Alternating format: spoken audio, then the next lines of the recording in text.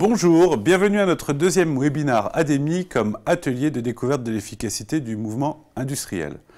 Je me présente, Luc Guérin, en charge du déploiement commercial de l'offre EMI. Nous accueillons Alain Roulon, président de la société ACE. Bonjour Alain. Bonjour Luc, merci de l'invitation. Enfin bon, c'est un sujet qui me tient vraiment à cœur, donc ma place est bien parmi vous aujourd'hui. Merci. ACE, votre partenaire depuis plus de 50 ans dans les technologies du mouvement industriel, hydraulique, pneumatique, tout fluide et électrique. Les équipes d'ACE ont mis au point le programme EMI comme efficacité du mouvement industriel pour vous accompagner dans vos démarches de décarbonation industrielle. Ce programme, plus qu'une promesse de sobriété, c'est la maîtrise du coût total de possession comprenant les coûts d'intégration, les coûts d'exploitation, la performance process et bien sûr la sobriété énergétique. Je vais maintenant donner la parole à Alain pour nous exposer pourquoi le programme EMI chez ACE. C'est une vaste question. Déjà, avant de parler de l'avenir et de tout ce que l'on doit faire, on va se tourner un peu sur le passé. Le passé, c'est quoi? C'est nos pratiques. Nos pratiques à ACE, comme tu l'as dit, à 50 ans. Nous avons fait énormément d'équipements industriels et l'énergie, l'efficacité énergétique ne faisait pas partie de notre contexte. C'est-à-dire que globalement, nos clients nous soumettaient des cahiers des charges. Dans les cahiers des charges, il y avait des besoins exprimés avec une petite marge de progression. On dit, bon, allez, on ne sait jamais, j'en mets 20%. Pour être sûr. Pour être sûr. Donc nous, on reçoit ce cahier des charges. Qu'est-ce qu'on fait? On met aussi nos 15 à 20%. Et puis si je pouvais dire à monsieur le client, je dis, écoutez, il vous faut 7-5 kW, mais aujourd'hui, je peux vous mettre un 11 kW à la place, pour le même prix, c'était pratiquement un argument de vente. Je peux être en surpuissance sur l'installation, et ça en faisait un argument. Tout à fait. Donc, par rapport à l'efficacité énergétique, je dirais depuis 50 ans, ACE n'a pas été totalement au rendez-vous, même si c'est quand même dans notre ADN, d'aller rechercher le bon produit en fonction du bon besoin. Ça fait partie de notre histoire.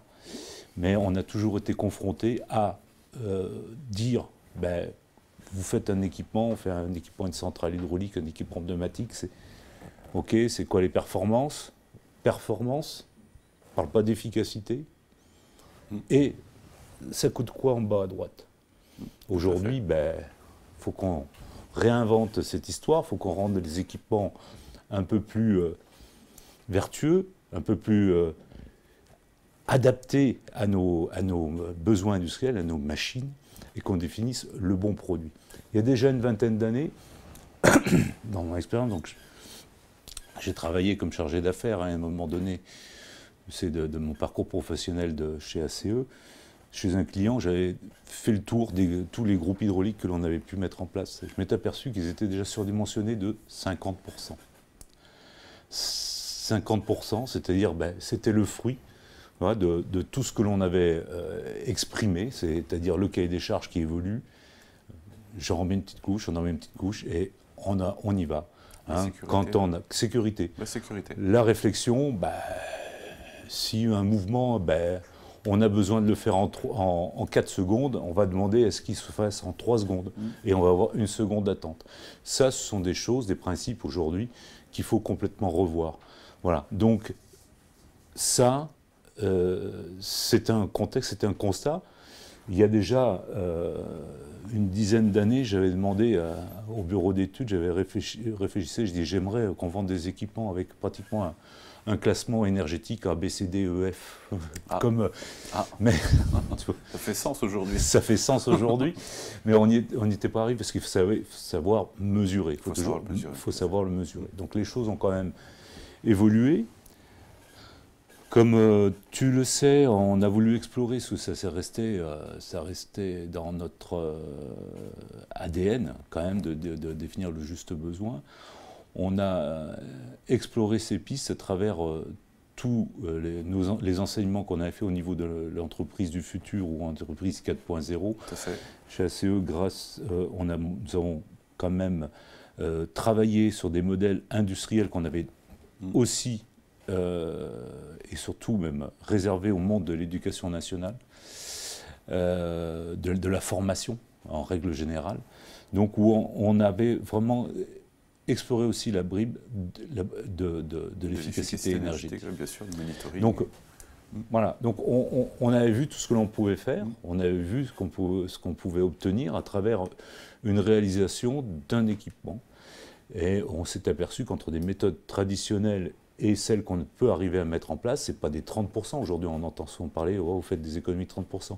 Puis c'est de 50 à 80% qu'on peut viser. Donc c'est un véritable enjeu. Alors, ça c'est l'histoire. Hein. Le présent, c'est ce qu'on vit au niveau de la planète.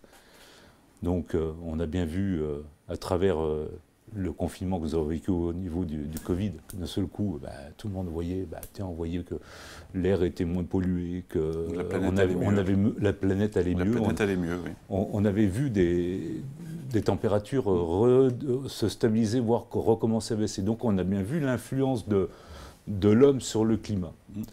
Donc là, tout le monde s'accorde à ça. Alors, il faut prendre les points tels qu'ils arrivent. Oui, il y a une urgence climatique. Il faut qu'on fasse chacun nos petits pas pour participer à l'amélioration de tout ça. Les accords de Paris ont bien défini les règles que l'on doit viser. ACE s'est engagé d'ailleurs à décarboner sa propre activité de 42% d'ici 2030.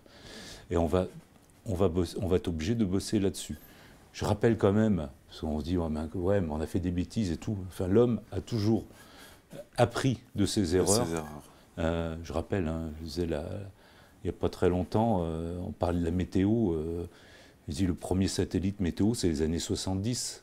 Mais c'est le premier satellite qui a été envoyé. Donc l'homme a toujours pensé à dire, je fais des choses, mais il faut que je les surveille.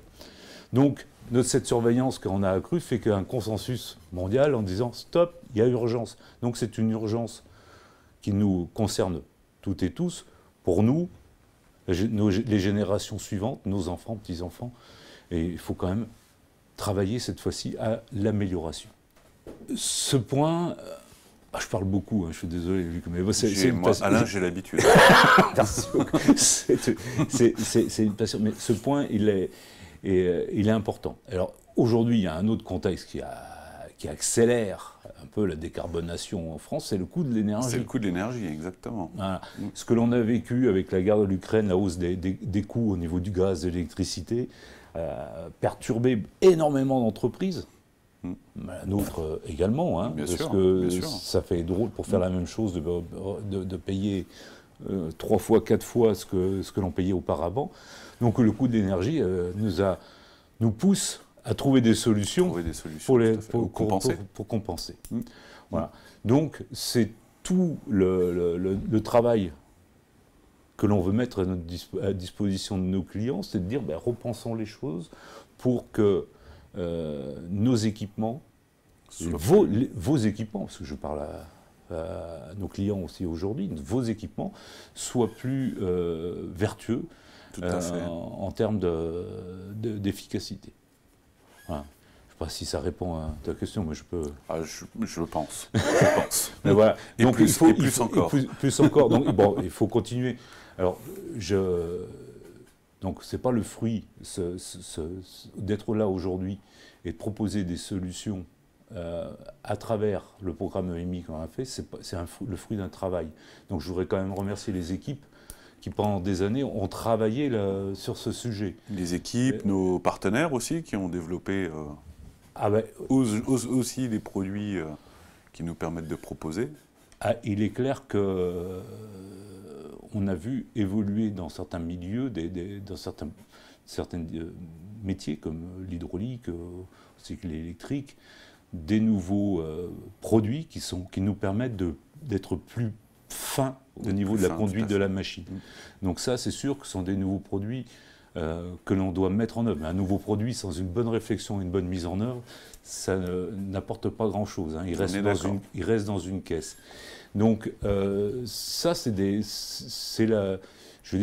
quelque chose qui nous apporte du plus et qui améliore encore la démarche. Mais il faut quand même savoir que ça fait déjà 5 ans, 6 ans, le temps passe vite, que l'on a ouvert cette page de l'efficacité énergétique et qu'on a réfléchi. Je remercie certains clients qui nous ont aussi fait confiance. Le plus beau résultat que l'on ait eu, c'était de faire un rétrofit machine. Alors c'était mesuré par le client. On a mesuré la consommation énergétique avant de la machine. On a redimensionné, recalculé, et le client a mesuré, c'est le client qui a mesuré le après, une fois installé. 80% d'économie, retour sur investissement sur 3 ans. Donc ça a quand même du sens. Plutôt intéressant, oui. Ça a quand même du sens. Oui. Donc je ne dis pas que c'est toutes les machines qu'on peut arriver à ça, mais il faut aller chercher, il faut réfléchir, il faut repartir sur qu'est-ce que je fais de ma machine, comment je l'exploite. Pas parce qu'on va remplacer une machine en par exemple, de technologie, si on parle de techno, je mets une technologie hydraulique, j'ai une technologie hydraulique, mais je vais passer une technologie électrique avec des variateurs de fréquence. Ok, bonjour, le coût de l'investissement est important. Et si je pouvais travailler sur le rétrofit de l'hydraulique, ma machine, elle est saine. Beaucoup d'industries ont aujourd'hui des machines qui ont une mécanique qui est hyper saine. Le rétrofit, c'est aussi une façon de participer à limiter les émissions de gaz à effet de serre. Donc, ça a du sens. Et avec les raréfactions des matières premières, ça a beaucoup de sens de garder ces machines pour les rétrofiter. C'est la première économie. L'énergie la plus vertueuse, celle qu'on n'utilise pas. Il n'y a pas de gaspillage, tout va bien. Donc il y a quand même énormément de champs de progrès dans les industries. Et je pense qu'il faut être ambitieux. Il faut être ambitieux, mais il faut savoir prendre le temps de l'étude, de laisser nos techniciens, nos ingénieurs, aller chercher vraiment les points d'utilisation de la machine. Auparavant, c'était, voilà, j'ai besoin d'aller très vite et très fort à un moment donné, et c'était le cumul des deux qui me faisait ma puissance installée.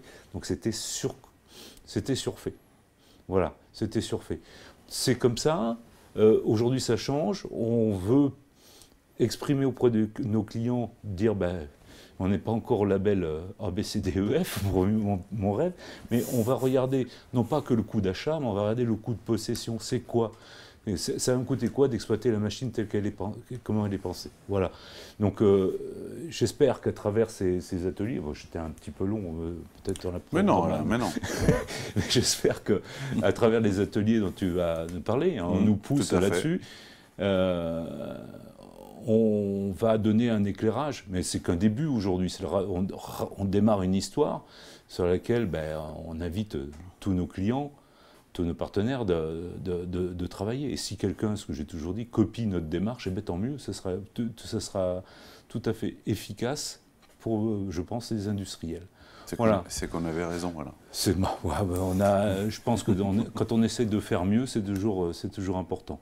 Voilà. Et donc vous verrez aussi un des points importants, on nous pousse industriels à y aller. Il y a des aides. Je remercie plus particulièrement, j'ai remercié les équipes tout à l'heure pour leur travail. Je veux quand même remercier aussi BPI qui, à travers notre programme, a accepté aussi de témoigner à travers un atelier. Où ça m'a permis d'exprimer aussi le fait que par exemple, le C2E, n'est pas un objectif en soi, mais un accélérateur. Donc si je veux le plus gros C2E possible